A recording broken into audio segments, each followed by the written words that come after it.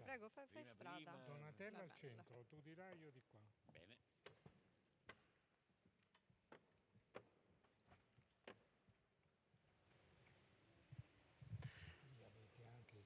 Buon pomeriggio, benvenuti. Le malattie del mondo e il posto di Dio, il titolo di questa riflessione. Malattie del mondo è un tema che innerva il Festival Vicino Lontano fin dalla sua prima edizione. E ne parliamo oggi con Donatella Di Cesare, una delle voci più autorevoli della filosofia contemporanea e anche una delle voci più presenti nel dibattito pubblico italiano e internazionale. Insegna filosofia teoretica alla Sapienza di Roma. Cito solo alcuni dei suoi ultimi libri pubblicati in Italia: Terrore e modernità, Marrani, l'altro dell'altro, Tortura, Stranieri residenti, una filosofia della migrazione, Sulla vocazione politica della filosofia, Virus sovrano, Il tempo della rivolta. E con noi lo ringraziamo anche Sua Eminenza, l'Arcivescovo Metropolita di Bologna, Matteo Zuppi. Non starò a citare tutti i suoi prestigiosi incarichi, ma soprattutto il suo impegno a favore degli ultimi, che nasce fin dal suo incontro all'inizio degli anni '70 con la comunità Sant'Egidio, e tra l'altro è stato anche oggetto di un docufilm di un regista, no? Il Vangelo secondo Matteo Zuppi. A condurre questa discussione il presidente del nostro comitato scientifico, l'antropologo Nicola Gasbarro, che approfitto per ringraziare ancora una volta per il suo generoso impegno per il nostro festival. Grazie e buon ascolto.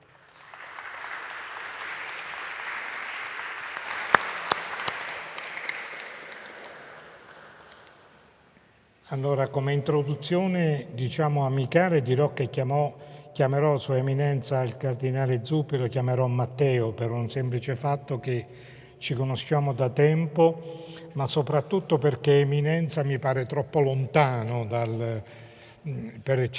troppo distante per citare il tema di quest'anno, e poi Don Matteo fa troppo Terence Hill, diciamo la verità. Va bene uguale, insomma. Va bene.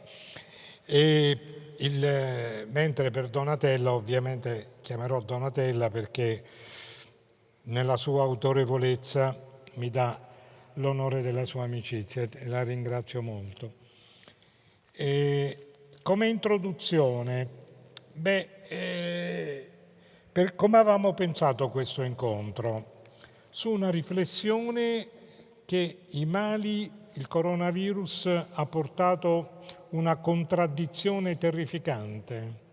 Basta pensare soltanto al distanziamento sociale, che è una contraddizione in termini, e quindi questa distanza tra le persone che in qualche modo è voluto e dovuto dalla pandemia, però questa pandemia in qualche modo richiama anche l'esigenza di una lontananza di Dio.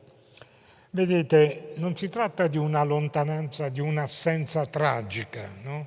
La Shoah, la Teodicea, no? Il grande problema di Dio rispetto alle ingiustizie del mondo o ai mali del mondo. Ma diciamo che è una lontananza implosiva, è come se Dio si assentasse in qualche modo. I mali del mondo, insomma, sono inconciliabili con tipi di giustificazione momentanea.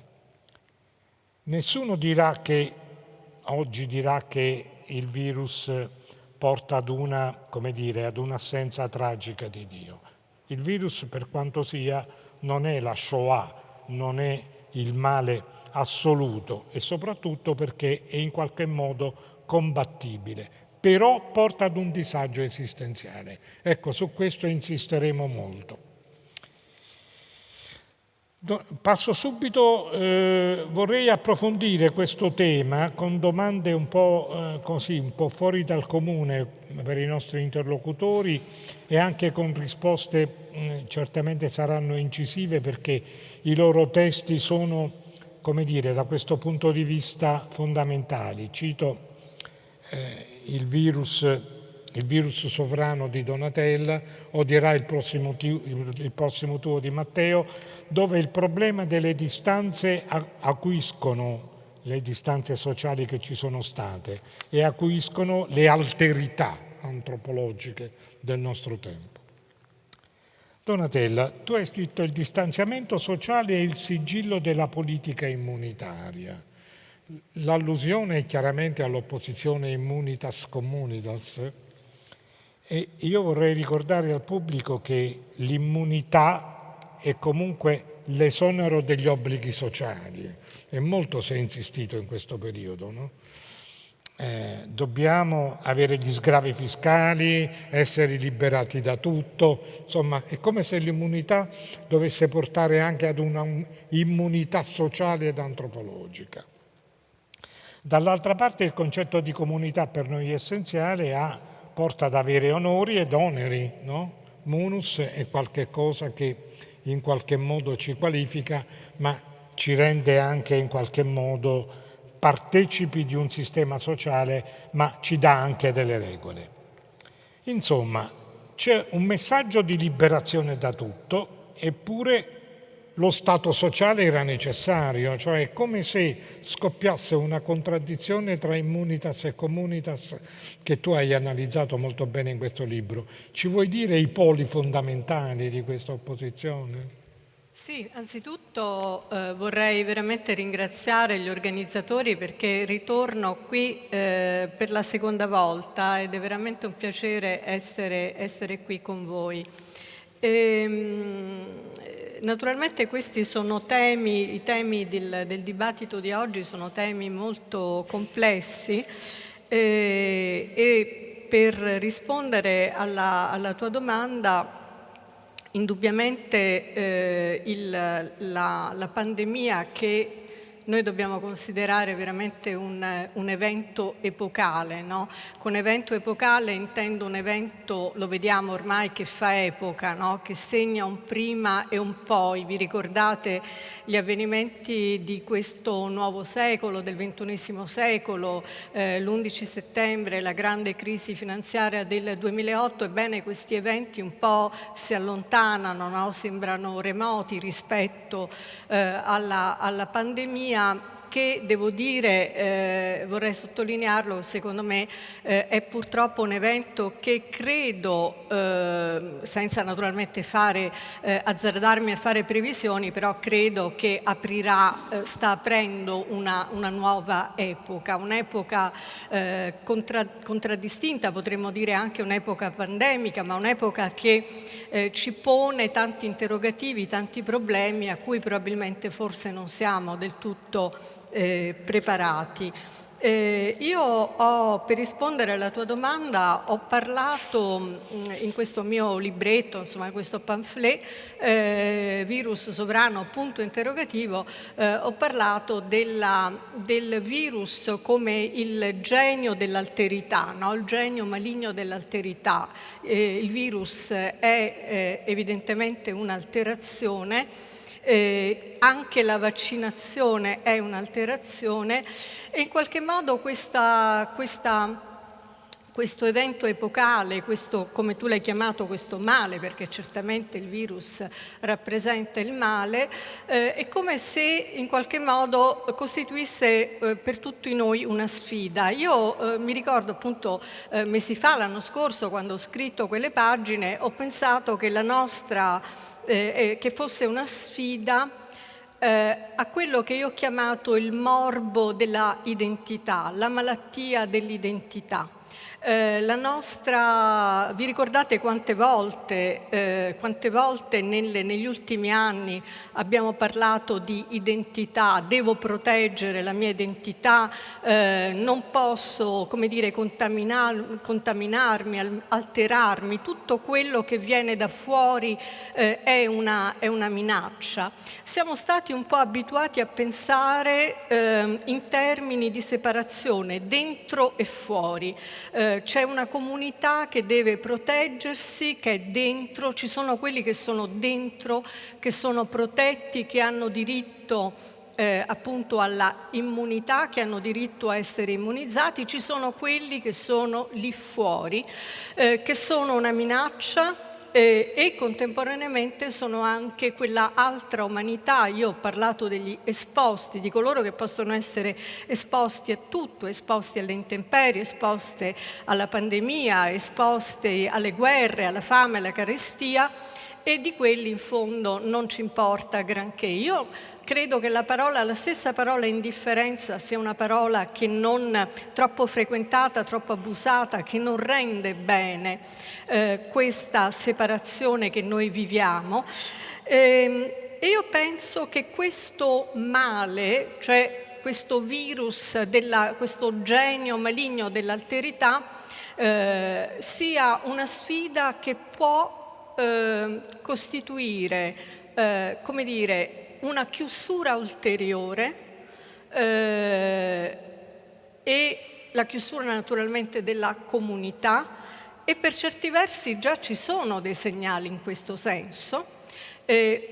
Voglio fare semplicemente una piccola parentesi. Leggevo proprio, ho avuto in mano dei dati proprio 2 o 3 giorni fa, che soltanto lo 0,9 della popolazione dei grandi paesi che non sono quelli occidentali o occidentalizzati, ebbene soltanto lo 0,9% sono vaccinati.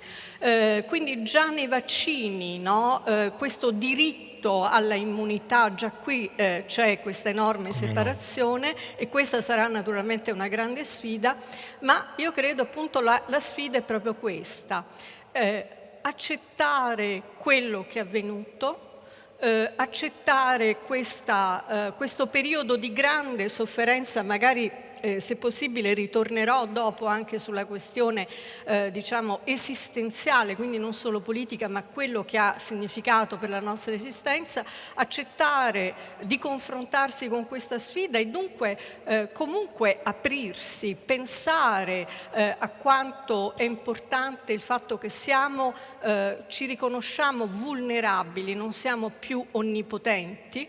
E proprio per questo, per la nostra vulnerabilità, abbiamo bisogno degli altri, oppure appunto la chiusura. Dunque io penso che questa sia oggi appunto la sfida.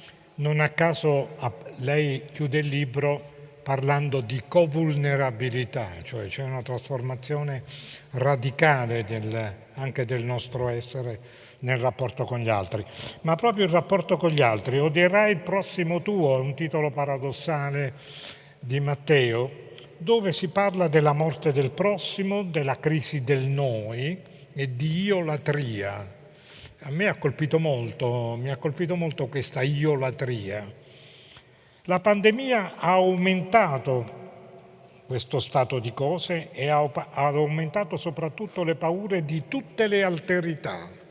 Cioè abbiamo paura del vicino perché ci può infettare, però abbiamo paura anche, come dire, dei più lontani, cioè più uno è più lontano più aumenta la paura, no? L'extracomunitario, eccetera, eccetera.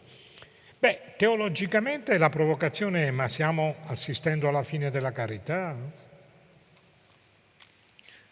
Dunque, anch'io ringrazio, per me è la prima volta, quindi ringrazio tantissimo dell'opportunità, tra l'altro appunto, di poter discutere con Donatella e con Nicola su questi temi, provare a condividerli. Credo, non so se c'è spazio per la discussione, ma insomma di sicuro credo che pensare, ragionare, andare in profondità su temi come questi ci aiutano a vivere questo tempo e anche a trovare le risposte, o a cercare di trovare le risposte.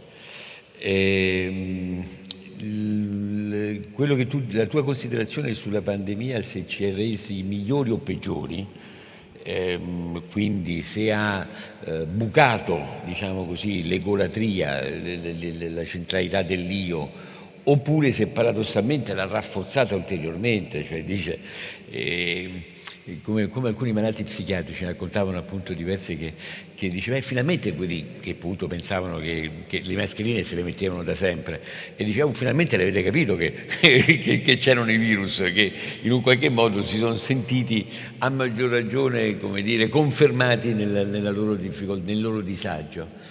Sì, io credo che sia una scommessa ancora molto aperta.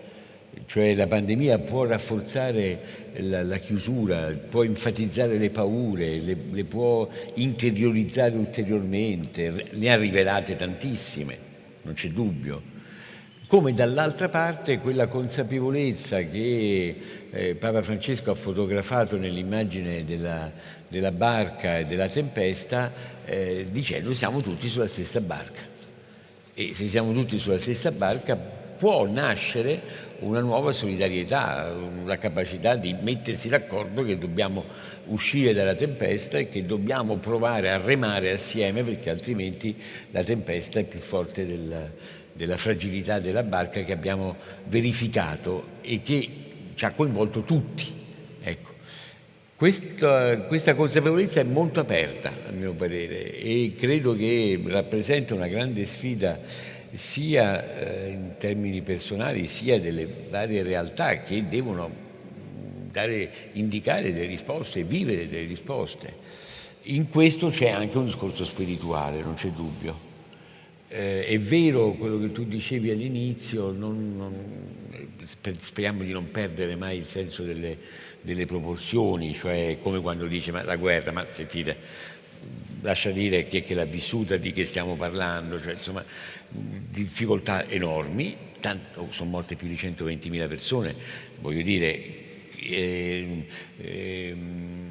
come si chiama? Nembro, quel paesino del paese della Bergamasca, un giornalista ha fatto un incontro quest'estate di Nembro, è andato a vedere quanti Nembro sono morti nella prima guerra mondiale, quanti ne sono morti a causa della seconda guerra mondiale, quanti sono morti per la pandemia, sono morti molto di più nella pandemia.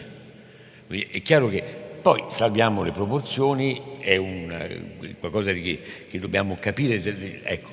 Però indubbiamente ha riproposto tanti temi, la fragilità, il limite, la vulnerabilità, una certa presunzione del fatto che pensavamo di vivere sani in un mondo malato. Ed era da matti, ed è da matti in realtà pensare di vivere sani in un mondo malato. E in fondo questo è anche una grande consapevolezza del fatto di dire non si può pensare di vivere sani se il mondo è malato, perché ci riscopriamo tutti vulnerabili. Allora, lì credo che sia la grande scommessa. In questo c'è indubbiamente anche un discorso spirituale, perché il limite ti ripropone anche il problema del senso, del futuro, della vita oltre la vita, del fatto che non te la giochi tutto sul presente, che c'è anche il futuro. E questo chiaramente è anche una grande domanda spirituale che chiede anche delle risposte adeguate. Qui noi abbiamo un terribile cronometro al contrario che dobbiamo guardare per evitare di andare oltre, ma giustamente insomma. Si è parlato a questo proposito anche in termini esistenziali, i tuoi colleghi filosofi l'hanno fatto spesso, di stato d'eccezione, io la chiamerei piuttosto una situazione limite, il mio maestro De Martino direbbe una crisi della presenza, no? In qualche modo. Ma c'è la possibilità di un ethos del trascendimento? Andiamo oltre, se no riusciamo, no? Tu proprio alla fine del libro apri prospettive di speranza, no? Di trascendimento appunto. Ecco, ti volevo chiedere, ma in che senso anche su questo fronte la filosofia è un elemento di grande resistenza? Perché è un tuo tema, quindi. Ma allora io, quando si parla di esistenza, indubbiamente questa pandemia ha messo a dura prova la nostra esistenza anche proprio quotidiana, ciascuno di noi.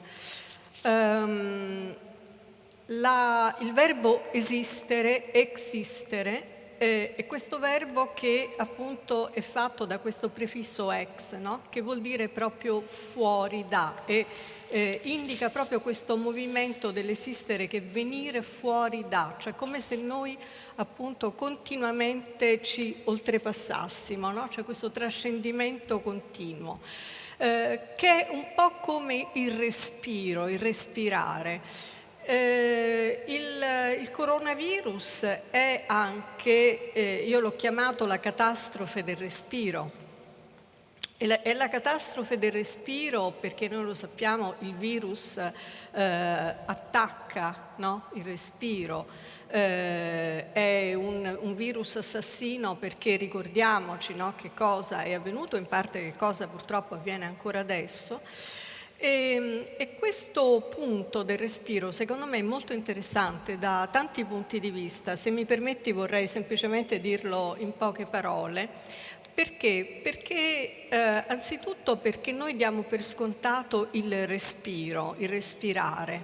E invece dobbiamo pensare che già nel Novecento il respiro è diventato un'arma di guerra. Pensate già a quello che è avvenuto durante la Prima Guerra Mondiale, all'uso di gas tossici, no? Quindi attacco il nemico, ma lo attacco non direttamente, ma lo attacco attraverso i gas tossici, quindi gli tolgo il respiro, quindi per asfissia. Pensiamo a quello che è avvenuto ovviamente durante la Shoah. Ma anche in seguito all'uso di armi chimiche. Dunque, qual è la lezione, secondo me, della pandemia? È che noi non dobbiamo dare più per scontato il respiro, e con respiro intendo anche proprio questo vivere in un mondo malato, in un pianeta malato, dove noi ci dobbiamo porre la questione, abbiamo sempre guardato, io credo, con gli occhi rivolti al basso, alla terra, alla spartizione della terra, al centimetro mio, questo luogo è il mio e tu non ci puoi venire e io sono sovrano, perché non è tanto diciamo l'io egoistico quanto proprio l'io sovrano che esercita, secondo me, la sua sovranità, ma appunto dovremmo imparare a guardare invece quanto è importante l'aria, quanto noi dovremmo pensare a salvaguardare appunto l'aria e quanto questo sia demandato appunto anche agli altri, a quelli che ci stanno intorno. Ebbene, esistere come respirare, quindi la pandemia non ci ha tolto soltanto il respiro, non ci ha condannato all'asfissia, ma ci ha tolto quell'oltre dell'esistenza, no? Quell'andare oltre che anche continuamente l'incontro con l'altro, che è decisivo nel nostro vivere quotidiano. Quindi pensiamo a quello che è avvenuto e speriamo non avvenga mai più. Appunto vi ricordate con il lockdown, con l'isolamento, ma d'altra parte tutti noi, tutti quanti veniamo da questo terribile isolamento, che non è la solitudine, no? Spesso non si distingue tra isolamento e la solitudine. La solitudine è scelta, è la situazione, anche quella certamente limite, ma la situazione di chi, come dire, si ritrae, ma magari si ritrae studiando, leggendo, e che è anche un altro modo di dialogare, ma invece è l'isolamento che abbiamo vissuto e che ci fa pensare a quanto per il nostro esistere sia importante l'oltre, che è sempre anche l'altro, quindi l'incontro che può essere anche uno scontro, ma che è decisivo. E quindi questo io penso che sia proprio il nodo anche esistenziale. Sull'incontro con l'altro ci torniamo tra un attimo, però io volevo chiedere a Matteo una cosa importante, perché il trascendimento cristiano è la speranza, no? E io ricordo un'espressione bellissima di San Paolo che dice che la fede è la certezza delle cose sperate. Ma oggi che di fede ce n'è poca e tutti hanno bisogno di speranza, come la mettiamo? Come conciliamo il Dio speranza lontano da un Dio della fede? Cioè non c'è qualcosa che stride. Tu come la vedi? Ma la vedo che la speranza è quella che riaccende anche le altre. La speranza che è quella, diciamo così, come le tre virtù teologali, fede, speranza e carità. La speranza è quella che in fondo sembrerebbe la fede, ma la carità, la speranza, insomma, no. Invece è quella che riaccende anche le altre due, no? Quell'immagine anche molto carina delle candele, c'è la speranza che riesce a riaccendere le altre due. Ce n'è? Insomma, io faccio un po' un bilancio della mia generazione, perché io penso, riflettendo anche, come dire, noi abbiamo vissuto una stagione di una speranza un po' millenaristica, a mio parere. Quando dico noi, diciamo così, io sono molto più anziano, chiaramente, più o meno. per principio di Donatella, diciamo così che negli anni 70, cioè, il mondo stava per cambiare, cioè era una Santa Barbara, bastava accendere qualche cosa, uno occupava una scuola ed era convinto che tutto il, tra virgolette, sistema sarebbe cambiato.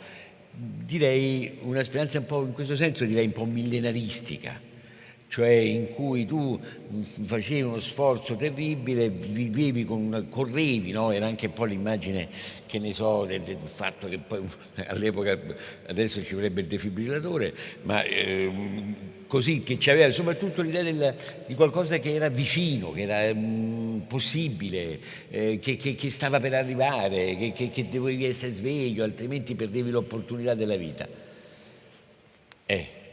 Dal millenarismo siamo passati forse, diciamo così, al calcolo, al cinismo, al realismo, come dire, a un presente senza futuro.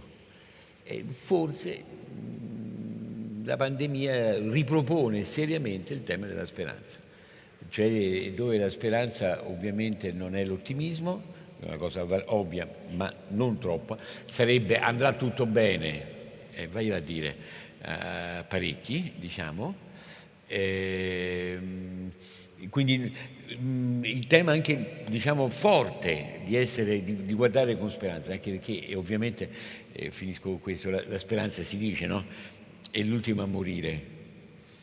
Viene un po' il dubbio che se non ce n'è vuol dire che siamo già un po' morti, cioè, abbiamo già certificato che forse siamo morti e non ce ne siamo accorti. Ora, in realtà c'è ovviamente la speranza è anche qualcosa che poi riviene fuori. Non può essere quella, diciamo così, che poi ha dato spazio a tanta delusione, a tanto cinismo, a tanta diffidenza, a tanto realismo becero, un po' volgare, ecco. E forse si tratta della speranza, non c'è dubbio. Oggi si tratta di guardare con speranza, di scegliere la speranza. In questo c'è sempre un discorso molto spirituale anche, ma credo che in questo caso è la speranza che riaccende la fede e la carità. Devo dire che questa cosa mi piace molto, allora ne approfitto subito per rilanciare. La speranza che accende sia la fede e la carità. Devo arrivare per forza alla predicazione di Papa Francesco, perché se no come si fa? Insomma, direi no? Che ci dà degli assist. Ci mancherebbe. A proposito, una curiosità, ma è vero che quando ti ha fatto cardinale ti ha chiamato e ti ha detto che ti faceva uno scherzo da Papa? No, non mi ha chiamato. Ah, non manco ti ha chiamato, te l'ha Il fatto e problema è basta? che ha fatto lo scherzo da Papa direttamente, io stavo a Lourdes, ma lo fa con tutti ovviamente, cioè lui lo fa, i predecessori qualche cosa facevano sapere, anche perché tendenzialmente dice, è difficile dopo dirgli grazie no, per cui io stavo a Lourdes, stavo il pellegrinaggio dell'Unitalsi e vedo un sacco di telefonate, dico, ma stavamo cominciando una riunione appunto, e poi guarda che ti ha fatto cardinale, io non rispondo, non dico come ho risposto perché è una risposta un po' troppo trasteverina, poi ho capito che era vero, insomma, quindi mi ha fatto scherzo la Papa, sì. Vabbè, andiamo alla struttura teologica pastorale di Papa Francesco. Questa continua predicazione dei poveri e dell'ecologia colpisce un poco perché è molto antitetica rispetto al mondo contemporaneo. Cioè, io così, insomma, a lume di naso, è vero che è difficile seguire come parlare con i poveri in una società guidata dal profitto, dalla speculazione finanziaria, è antitetico rispetto al mondo contemporaneo. Come parlare del rispetto dell'ecologia in un mondo invaso dalla tecnologia? Cioè, sembra quasi che, voglio dire, voglia immanentizzare Dio, però nei poveri e nell'ecologia, però voglia andare un po' contro le tendenze del mondo. Come la vedi? Io la vedo invece molto bene, ma non perché? Perché, diciamo, Papa Francesco fa un discorso molto etico. E certo che parla per i poveri. Oh, in Italia sono 5 milioni e mezzo, 6 milioni, cioè 1 su 10. E verrebbe da dire, ma come fai a non parlare dei poveri? Cioè, sei talmente rintontito, talmente, diciamo, preso da un meccanismo per cui non parli sono 6 milioni. Cioè, e la pandemia ovviamente ha rivelato ulteriormente questo e ha impoverito, diciamo così, i famosi penultimi che a un certo punto si sono ritrovati in una condizione di povertà. Verrebbe da rovesciare la cosa, cioè siamo talmente presi, viviamo appunto in un mondo in cui siamo in una isola di benessere, in un mondo che non vive il benessere, che lo guarda, lo sogna, lo vede in tutti i computer e noi possiamo pensare di poter vivere, continuare a vivere così. No, è proprio dire, è una grande lezione di realismo. In realtà il Papa è curioso, fa un discorso di grande realismo, cioè ci ricorda in maniera molto concreta, peraltro, per niente moralista, molto morale, l'etica, e che il mercato senza etica è un guaio, impazzisce, diventa speculazione, è pericoloso per noi, non per gli altri. Se vogliamo fare proprio un discorso egocentrico, fa male a noi un mercato così, è pericolosissimo, no? Ultima considerazione, il manentismo. Ora, a mio parere, ma non è che, vabbè, dice quello fa il Papa, cioè fa il cardinale per forza difende il Papa, no? Anche. E a me i cattolici che sputano sul Papa tendenzialmente, poi sono quelli che si credono più cattolici di tutti, c'è qualcosa che non funziona, a mio parere. Ma soprattutto il Papa fa un discorso molto spirituale, cioè questo che è un discorso molto, tra virgolette, sociale, in realtà è anche un discorso molto spirituale e forse finalmente unisce qualche cosa che ci eravamo dimenticati, che lo spirituale senza il sociale, come la fede senza le opere, è morta, e che anche le opere hanno bisogno della fede. In questo credo che fa un discorso veramente importante e che riavvicina lo spirituale alla nostra vita concreta e ci aiuta a capire che il Vangelo non sono delle regole per guadagnare i punti del paradiso, ma forse è anche quello, certamente, ma è anche cercare di vivere bene qui. Tu, Donatella, come la vedi questi due immanentizzazioni della teologia? So che cioè è molto diffuso, il Papa gli ha anche risposto, molti hanno detto vabbè, ma questo è un Papa comunista, altri hanno detto ma si occupasse più della salvezza e meno dei poveri, insomma, e lui ha risposto da par suo. Tu come la vedi filosoficamente, culturalmente, antropologicamente queste nuove immanentizzazioni di Dio? Sì, lui ha detto in realtà il cristianesimo. Allora io vorrei proprio riprendere il tema della speranza molto, molto brevemente per dire questo, che e sono d'accordissimo, noi abbiamo vissuto, io ci riflettevo anche in questi ultimi mesi, abbiamo vissuto, diciamo, io ho vissuto molti decenni fa, gli anni 70, su cui, come sapete, ci sono molte polemiche e che io stessa poi per tanto tempo ho rimosso, e i miei studenti mi hanno un po' richiamato a questo dicendomi ma professoressa, lei un po' la invidiamo, no? Perché lei ha vissuto quel periodo e invece noi viviamo di grandi speranze, questo diciamo. periodo. Io credo che anche pensando alle persone giovani, qual è il grande problema della speranza? È che noi in quest'epoca viviamo una privatizzazione del futuro.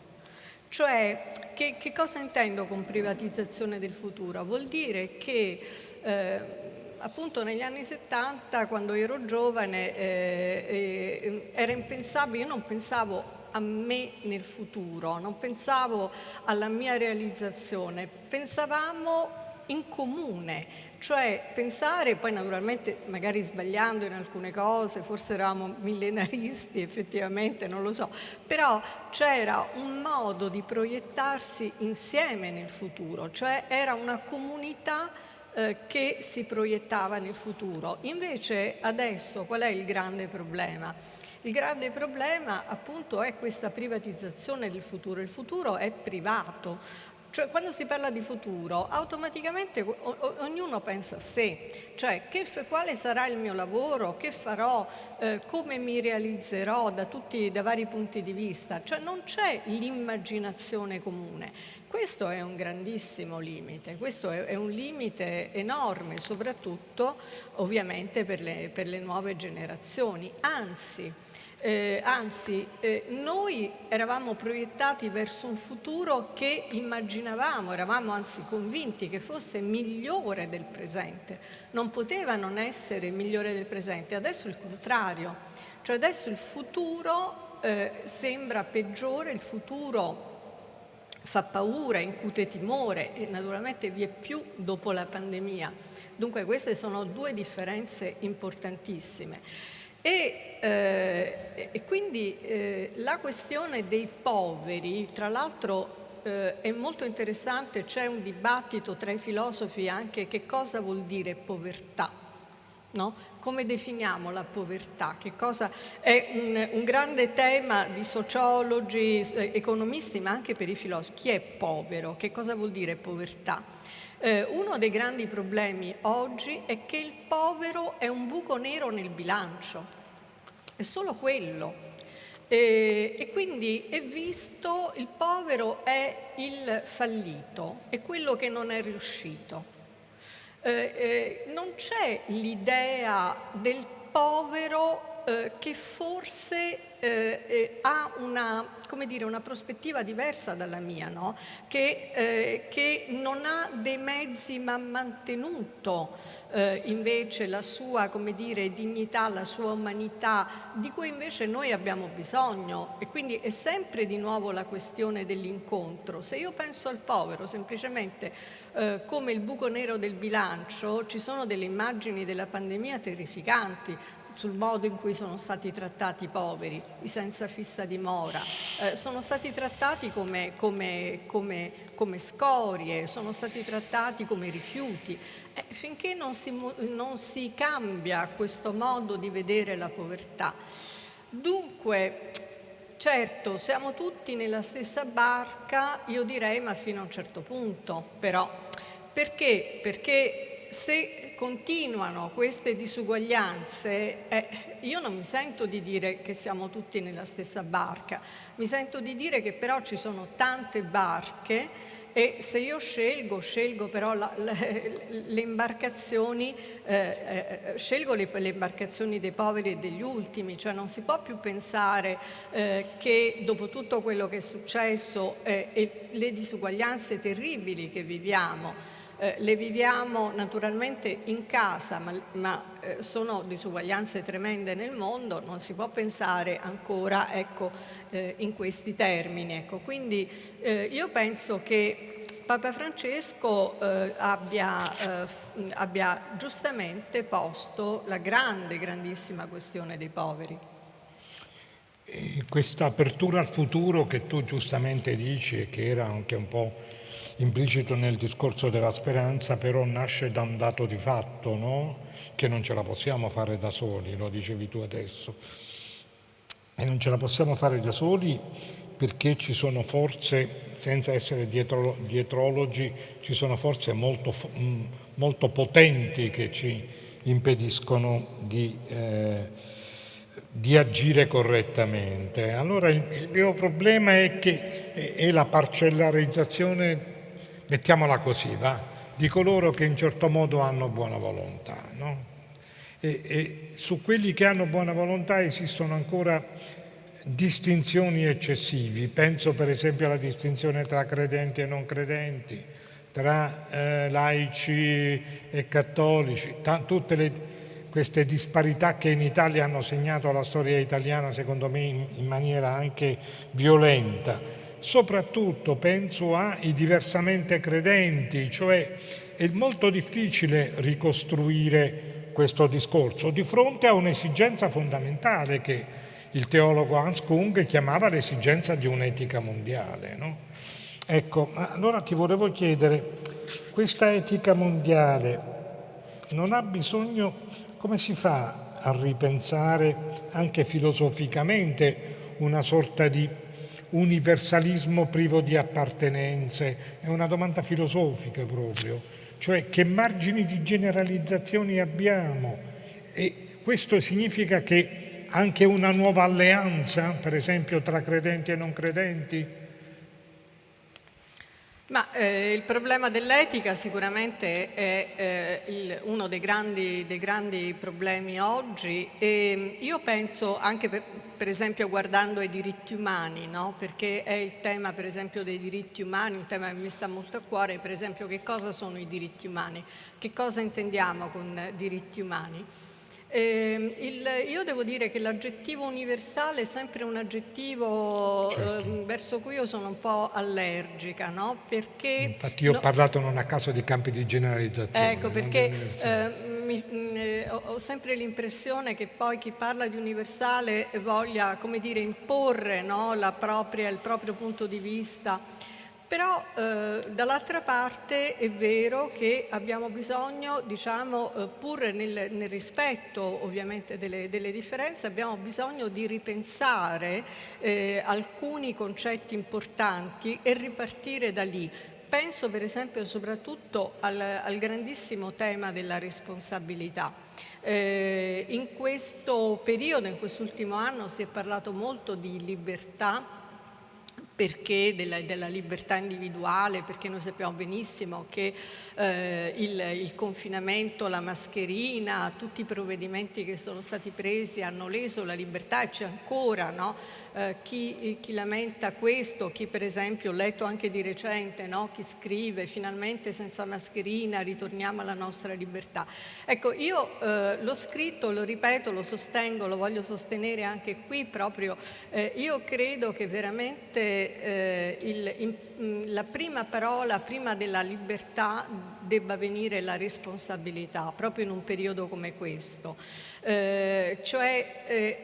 Il punto, vorrei dirlo, è un discorso naturalmente complesso filosoficamente, però insomma è tutto secoli di filosofia che hanno pensato sempre al soggetto autonomo, sovrano, che è il soggetto libero e che poi rispetto all'altro, no, decide se essere responsabile oppure no. Cioè, mi assumo la responsabilità per lei, per lui, per loro? Punto interrogativo.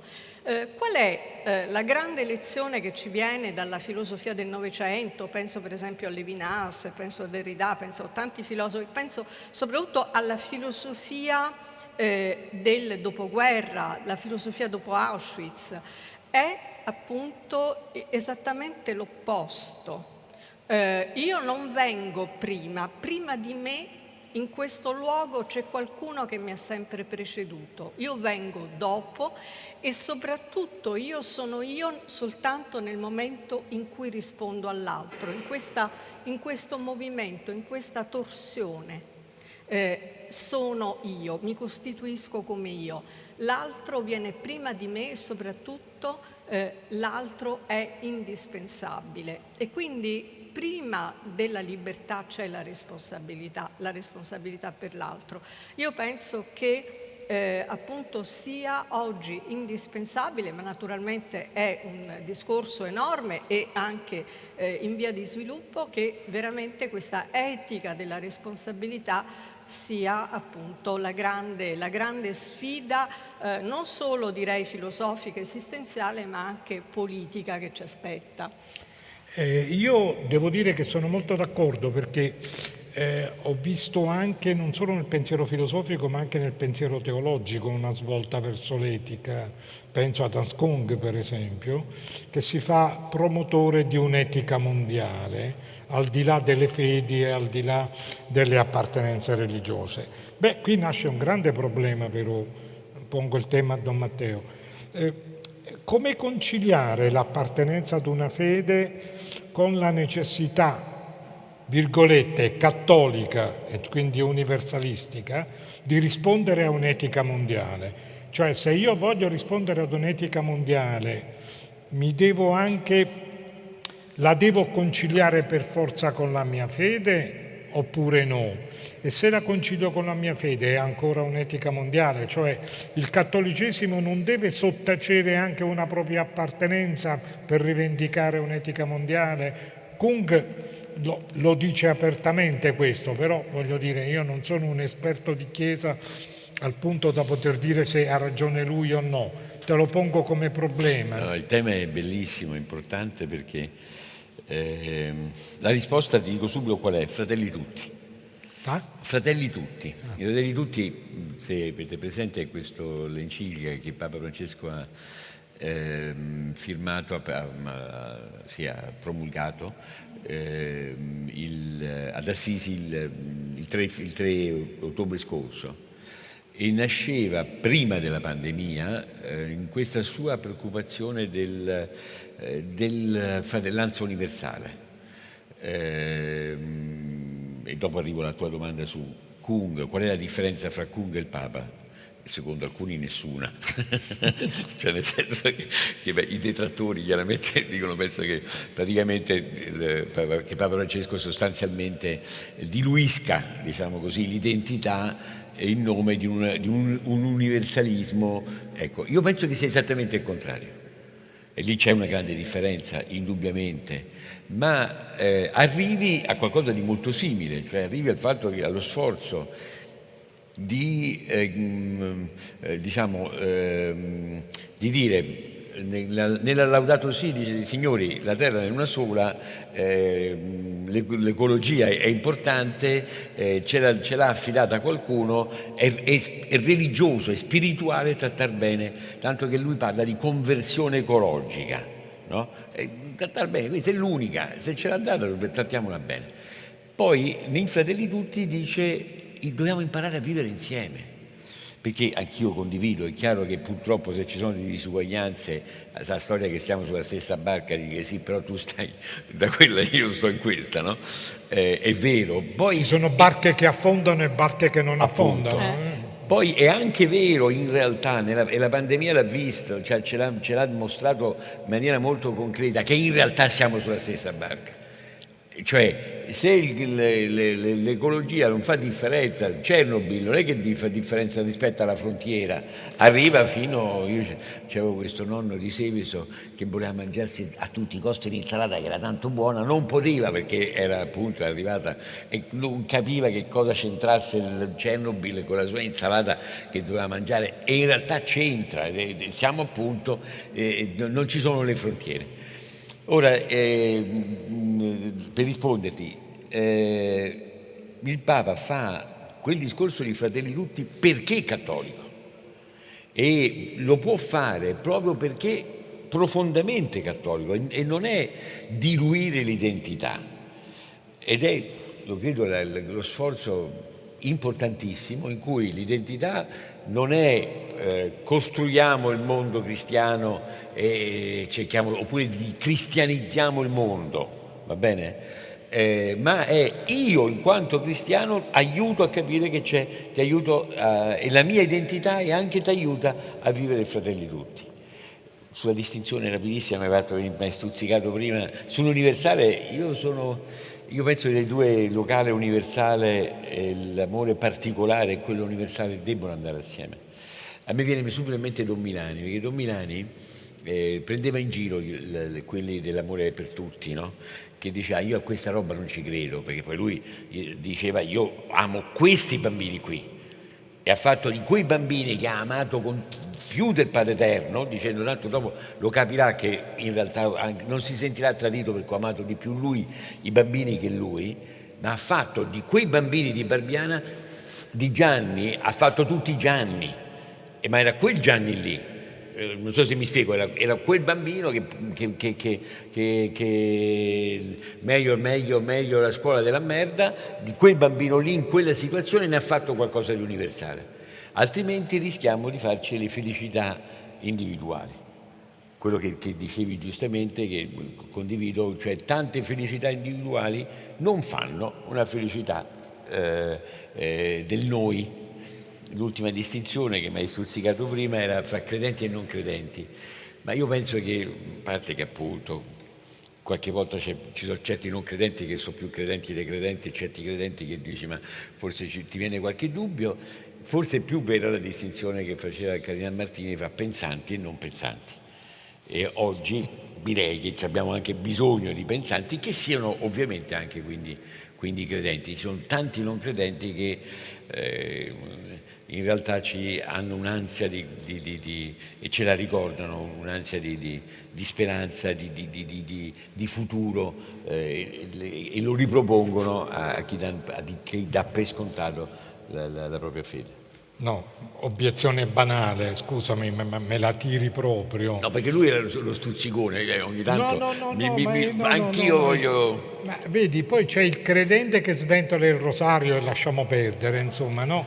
Che ha la certezza di andare in paradiso e non te lo raccomando come compagnia, voglio dire. E poi c'è il non credente che ha l'angoscia della perdizione, perché questo poi è l'insegnamento tradizionale. Allora questo provoca dei conflitti anche esistenziali.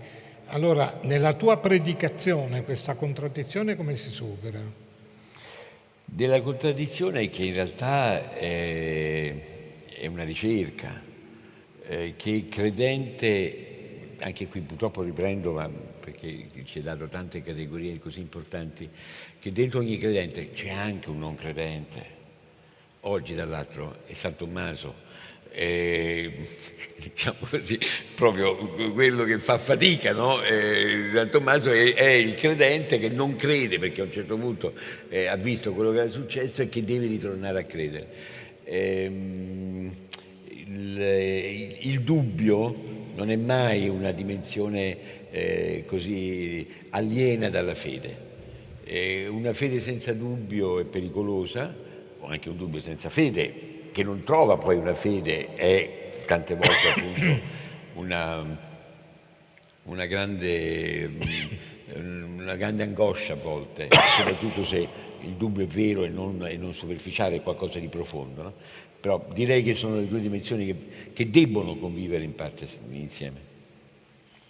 Donatella, ma tu hai parlato di profitto, extra profitto, persino dell'extra profitto della malattia, però poi tutto il tuo libro si chiude con un'apertura di orizzonti, pensando a nuove forme di vita, a chiedere per che cosa vivere in futuro, ne facevi cenno prima, no? E soprattutto in quale dimensione del futuro, nel senso che il futuro che è continuazione del presente non se lo augura nessuno, soprattutto in un presente funestato dal coronavirus. Allora, questo pensiero del futuro che riapra la vita come prospettiva e che non è soltanto di essere sopravvissuti al virus, no, perché adesso, per dirla alla romana, ce la siamo sfangati e quindi in qualche modo è arrivato, come dire, il vaccino, dice vabbè, insomma, siamo sopravvissuti in qualche modo, però questo non significa ancora pensare futuro. Ecco, e poi parli di covulnerabilità. Come concili questo futuro, mi pare molto speranzoso, con la necessità di sentirsi covulnerabili? Sì, è vero, io sono speranzosa, me lo dicono tutti. Ma Allora, io anzitutto vorrei dire sì, hai ragione, cioè nel senso io penso che sarebbe sbagliato adesso semplicemente accontentarsi di dire siamo usciti indenni, no, da quello che è avvenuto. Questo sopravvivere non basta e riconoscere la covulnerabilità, secondo me è proprio il tema della, a mio avviso il grandissimo tema anche questo, connesso a quello che abbiamo detto prima della coabitazione, no? Noi ormai viviamo in un mondo, ci piaccia o no, un mondo globalizzato, dove ciascuno di noi vive anche in più comunità. Pensiamo alle comunità virtuali, pensiamo diciamo anche quanto è diversa la nostra vita da quella anche soltanto di 50 anni fa, di 40 anni fa, diciamo tutte gli incontri che facciamo, le possibilità di incontro eccetera. E dunque la coabitazione io la intendo nel senso anche più vasto della parola, perché che cosa vuol dire abitare, no? Che voi sapete e naturalmente anche Don Matteo è diciamo, sempre un po' stato ed è sul fronte per quanto riguarda un argomento così divisivo come la migrazione. Abitare noi è un verbo che noi tendiamo ad assumere come se fosse un sinonimo di essere, di avere, di possedere, no? Cioè dove abito lì, ho la mia casa e quindi in senso appunto di proprietà del luogo. E questo è un grande problema politico oltre che etico, perché noi pensiamo sempre anche come cittadini di uno Stato nazionale, siamo cittadini sovrani e pensiamo anche alla cittadinanza, in termini sbagliatissimi, come comproprietà, no, territoriale, cioè io sono cittadina italiana, ho il passaporto italiano e infatti ho un pezzo di territorio italiano, sono sovrana e posso dire no, non vieni qui, posso respingere, eccetera, eccetera. Invece abitare è un sinonimo di essere, un sinonimo di esistere. E quindi ritorna il discorso sull'esistere che facevamo prima, la necessità di trascendersi, la necessità dell'incontro, di non ripiegarsi su di sé. Dunque la grande sfida, che però era chiara per esempio già una filosofa come Hannah Arendt, no? Che già per esempio nella Banalità del male parla di questo. Perché parla di questo? Perché in fondo è già da lì che nasce la grande questione appunto del coabitare. Cioè da lì intendo dagli anni 60, dalle prime riflessioni su quello che era accaduto durante il nazismo, che è per eccellenza l'ideologia del sangue e del suolo, ma anche proprio del suolo. Ebbene, coabitare è la sfida del mondo globalizzato. E coabitare vuol dire non semplicemente condividere un territorio, ma significa condividere la narrazione del passato e soprattutto tentare di condividere la speranza del futuro. Questo è coabitare e quindi questo è secondo me il grande compito che noi abbiamo davanti. Su questo, sulla cosa del futuro volevo chiedere a Don Matteo, ma come si concilia in questo mondo globale il dovere dei credenti con i doveri, anzi, etici dei credenti con l'opzione politica? Mi verrebbe da dire che nel capitalismo mica basta la carità, cioè ci vuole qualcosa, una lotta per la giustizia, se no la carità diventa una sorta di croce rossa dei diseredati, cioè la carità che non è preceduta da una forma di giustizia, insomma, diventa un rimedio quasi impossibile, no? Papa Francesco che viveva nelle periferie delle grandi città sudamericane, lo sapeva benissimo, no? Con la carità non ce la fai, o tocchi i meccanismi di redistribuzione oppure non ce la fai. La tecnologia che ormai ci governa e che, ahimè, si propone come unica possibilità di pensare il futuro, no? Cioè, la tecnologia dice il futuro sono io, la storia è finita, no? E rende persino, come dire, inutile la speranza, quindi carità, speranza.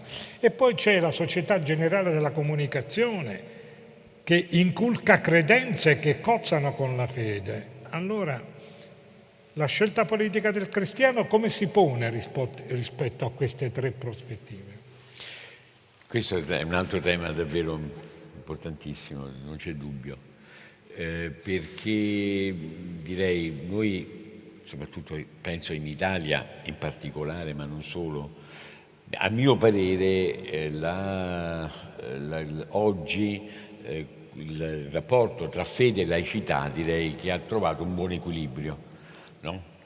Cioè la propria fede non significa un'appartenenza politica, per esempio, no? Tanto meno partitica.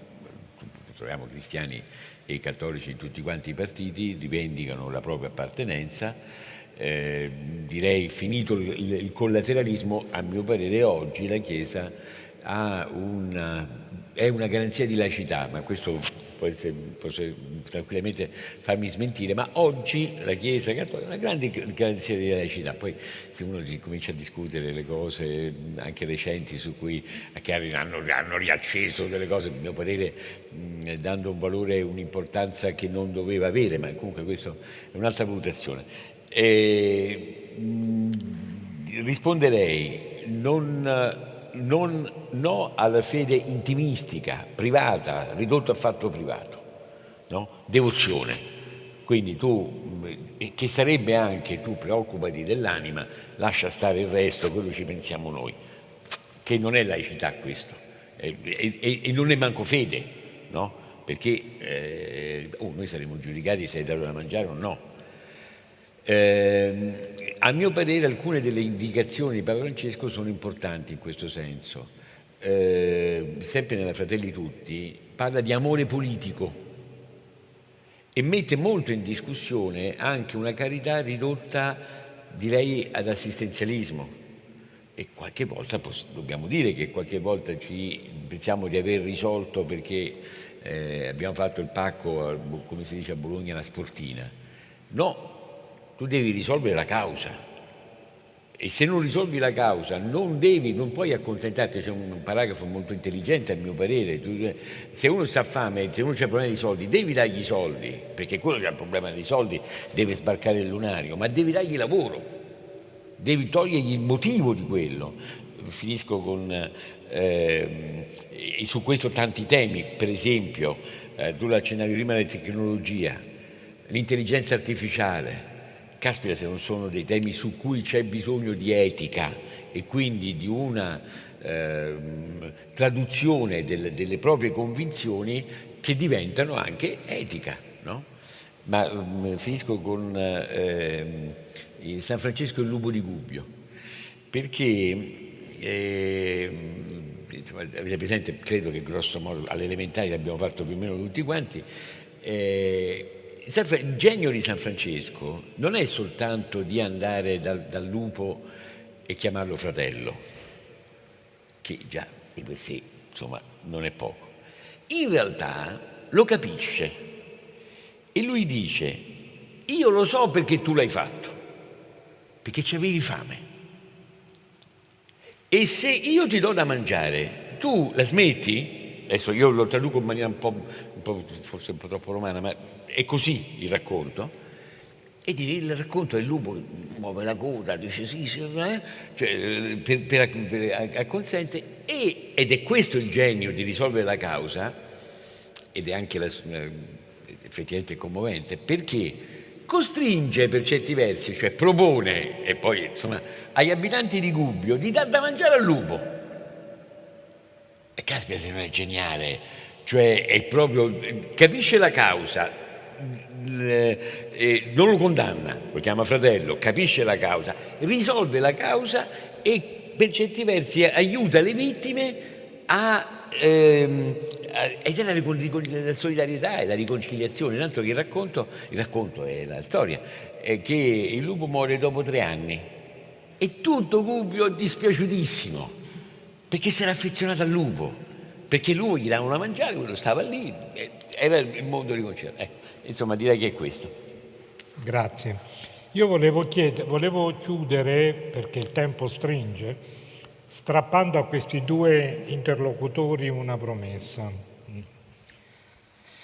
Allora, la faccio prima a Donatella. Il tuo percorso intellettuale, tutto il tuo tragitto, diciamo, di ricerca, tocca i problemi che abbiamo analizzato oggi, no? Il rapporto con l'altro, chi sono le alterità, con una riflessione filosofica non comune, secondo me. E come ci ricordavamo oggi, tu sei anche stata, insomma, allieva di Gianni Rodari alle elementari, no?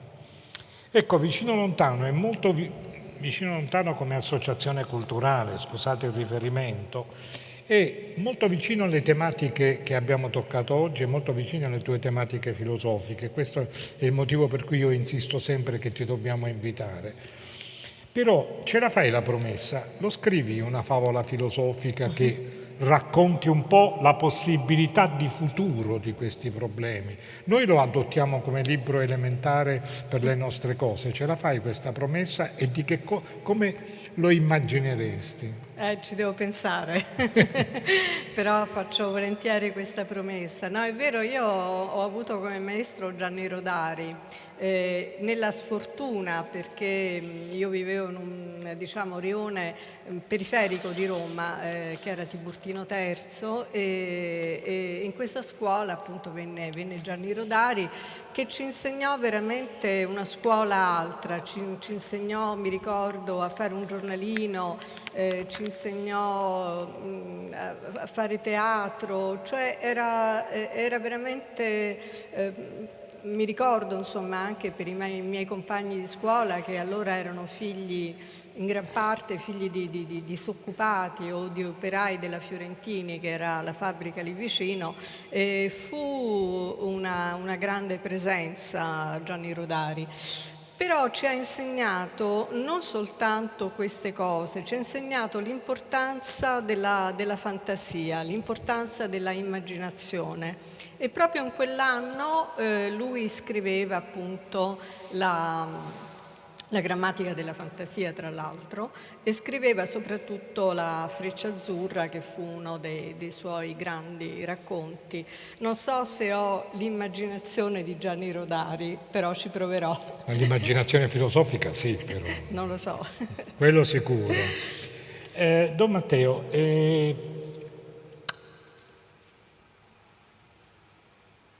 io ovviamente auguro una lunghissima vita a Papa Francesco, perché è uno dei miei, come dire, punti di riferimento non solo etici ma anche filosofici in termini antropologici, direi in termini generali. Non a caso lui pone problemi, le disuguaglianze e l'ecologia, che sono i grandi problemi dell'umanità, quindi ha, come dire, non solo una percezione gesuitica dei grandi problemi, ma anche comparativa. Quindi.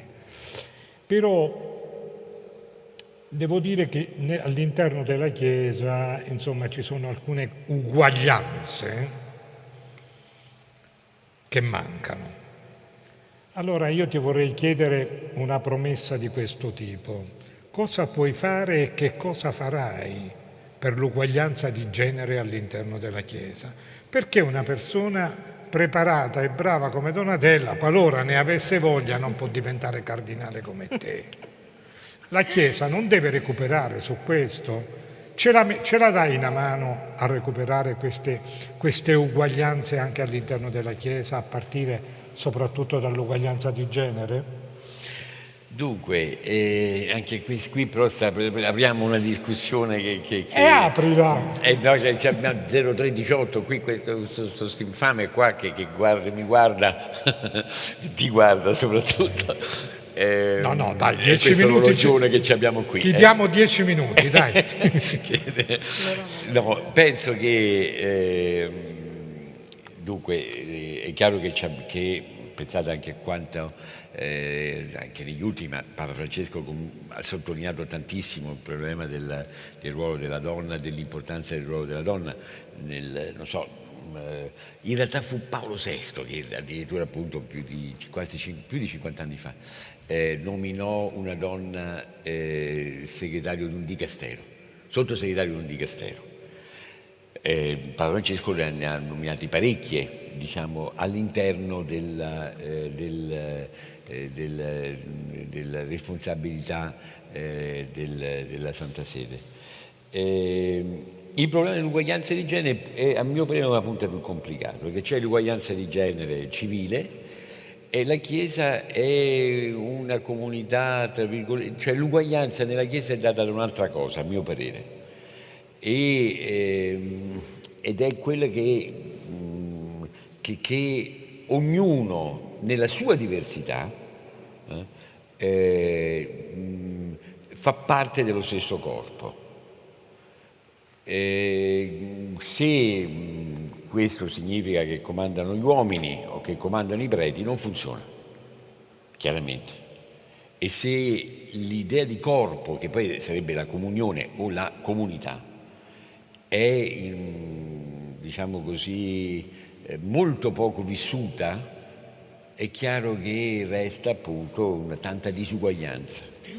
Ma a mio parere è lì che si gioca nella Chiesa la vera uguaglianza di genere, che è più delle pari opportunità, che sul civile poi si può discutere dall'altro, sono anche una parte di donne che dicono io mica faccio parte della quota, io sono io. Il cosiddetto motivo, la cosiddetta ragione cristologica che Gesù era maschio, dico, ormai non ha senso se uno storicizza i problemi. Com'è che ancora pesa così fortemente? Pesa perché la tradizione, perché era maschio, questo è anche, pesa a mio parere perché la tradizione non è secondaria e a mio parere però anche perché c'è troppo poca la dimensione di comunione, che era una delle grandissime riscoperte del Concilio Vaticano II, per chi ha vissuto sempre anche un po' quegli anni, diciamo così, anche di grande spinta, diciamo, per vivere la comunità, no? La Chiesa che era una comunità, in cui la scoperta di questo, anche lì molte volte, diciamo così, qualche delusione e però credo che insomma è la vera sfida, cioè la vera sfida della Chiesa è di essere comunione, e lì sì che c'è la pienezza del fatto che Donatella sicuramente ha tanto da dire, da dare, che sarebbe sbagliato, dici no, perché quello come fa prete devo dire lui, no, lo deve dire lei, certo. Capito che dico? Ma in questo legame di comunione, allora lì sì che si recupera tutto quanto ed è di più, a mio parere, di diciamo così, del bilancino, è molto di più e valorizza anche molto di più quello che è il genio maschile e il genio femminile. Io vorrei chiudere con una citazione, visto che siamo nell'anno di Dante, Vergine Madre, figlia del tuo figlio, insomma, che è una grande lirica delle grandi contraddizioni teologiche della Chiesa che ancora rimangono e, come dire, speriamo che il futuro porti consiglio anche su questo e soprattutto legittimi, come dire, sistemi ugualitari anche all'interno di istituzioni, come dire, che sono portate ad una predicazione universale. Io devo ringraziare, come dire, due grandi amici, non solo miei, ma spero di vicino lontano. Devo ringraziare il pubblico che ha avuto il coraggio di affrontare il caldo per sentire una discussione di questo tipo. Ricordo che comunque poi questo dibattito potrà essere risentito andando sul sito di Vicino Lontano, quindi chi non ha avuto la fortuna di ascoltarlo qui lo potrà riascoltare dopo. Grazie a tutti e grazie a voi, vi voglio bene. Grazie tantissimo.